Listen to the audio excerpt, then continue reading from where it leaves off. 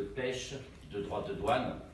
Moi, je parle d'abord d'un peuple séparé, d'un état de guerre qui existe depuis des décennies, d'un cessez-le-feu, du plus grand mur de séparation, 2700 km, qui a été construit, et du plus grand lit de mines antipersonnelles qui existent dans le monde entier, toutes les mines étant personnelles, étant sur la zone sahraoui.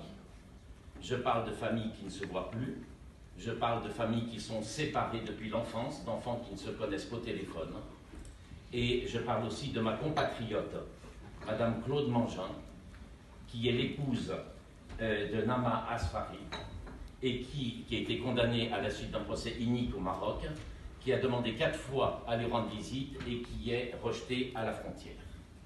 Donc vous comprendrez aussi que si nous cherchons la précision juridique à répondre aux détails de l'argumentaire, nous avons en nous une force particulière.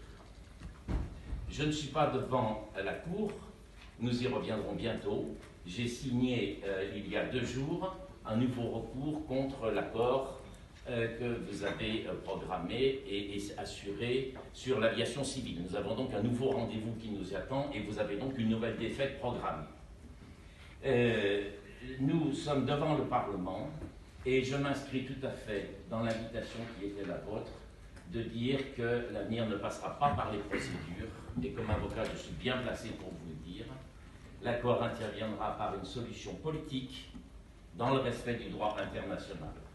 Et c'est le mandat qui m'a encore été donné cet après-midi par M. Mohamed Radad, qui est le représentant du Front Polisario pour les affaires internationales et qui n'est pas à Bruxelles parce qu'il est à Washington et à New York en train de discuter du renouvellement du mandat de la MINURSO. Donc je n'ai pas suivi du tout la logique qui est d'impliquer les questions de l'ONU et du Conseil de sécurité dans les affaires européennes. Je crois que nous avons assez à faire avec la question d'appliquer les décisions de justice et de laisser aux grandes négociations qui se tiennent à l'ONU de régler ce qu'elles ont à faire. Un mot aussi d'introduction quand même, pour dire que c'est bien gentil de dire qu'on est pour le respect de la loi. Qui est-ce qui ne serait pas ici pour le respect de la loi? Mais il ne faut pas que ça soit une incantation creuse. Il faut qu'il y ait quand même du concret. Les décisions de justice, on les lit. Comment la Commission peut-elle vous dire que la Cour n'a pas pris position sur l'application du droit international? La Cour commence en son alinéa 1, son considérant 1, en disant la charte de l'ONU et en disant la paix dans le monde résulte de la coexistence des peuples. Voilà ce qui est jugé, c'est le droit international. Vous parlez de l'administration de facto, elle a été éliminée. Il n'y a pas d'administration de facto, il y a une occupation militaire. Personne ne sait ce que cette administration de facto qui n'a aucun régime, aucune jurisprudence, qui n'a rien. Donc on respecte les décisions de justice déjà quand on les lit. Et vous reprenez l'antienne que nous avons trop entendue depuis des décennies, qui est de dire mais tout ça nous le faisons au bénéfice de la population. Alors écartez l'idée de la population sahraoui. Il n'y a pas de population sahraoui, il y a un peuple. Et pour ce qui est de savoir qu'est-ce qui est bénéfique à ce peuple, seul le peuple sahraoui peut le prononcer.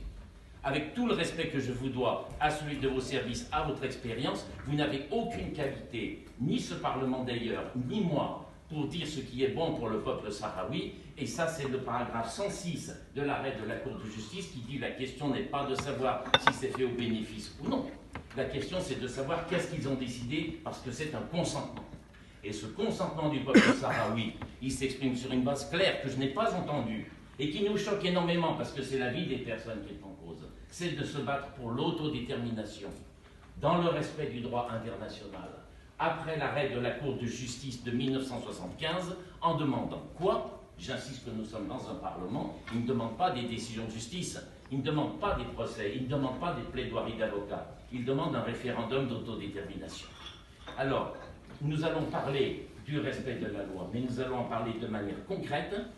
Et ce que je vous demande, notre demande, c'est de rejeter le processus de renégociation de l'accord de pêche et d'admettre et de mettre en travail un processus constructif d'application des décisions de justice que je vais vous proposer. Je voudrais simplement rappeler 2 mots avant de venir essentiellement à qu'est-ce qu'il y a à faire.